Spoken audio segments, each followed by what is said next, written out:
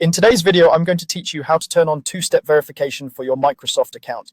Two-step verification adds a second layer of protection, so even if someone finds your password, they can't get in without that extra check. Have your phone nearby because you may use it during setup. Start by opening your browser and going to account.microsoft.com. Sign into your account as you normally would. After you're in, look to the left side of the screen for the security tab and select it. On the security page, choose Manage How I Sign In. This is where Microsoft groups your sign-in and verification settings so you can control how your account is protected. Next, select two-step verification. If it shows that two-step verification is off, click Manage just below it.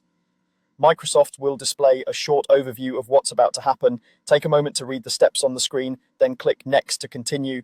You'll now choose how you want to verify your identity. You can use an app, an alternate email address, or a phone number. An authentication app is often the fastest and most secure option because it generates approval prompts or codes on your phone. An alternate email works well if you regularly check that inbox and will keep access to it. A phone number lets you receive a text or a call, which is convenient if you prefer not to use an app.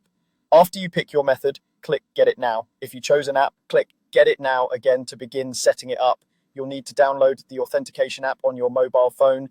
The screen will guide you through the exact steps, so follow the prompts both on your phone and on your computer. Typically, you'll either approve a notification or enter a short code, and you may see a QR code on your computer that the app can scan. Just follow what's on the screen and let the prompts lead you. Once the app is downloaded and linked, return to your Microsoft account page in the browser and confirm the steps shown there. Microsoft may ask for one final confirmation to make sure everything is working. When you've completed the verification, click Done. That's it. Two-step verification is now enabled. From here on, when you sign in, you'll use your password and your chosen verification method.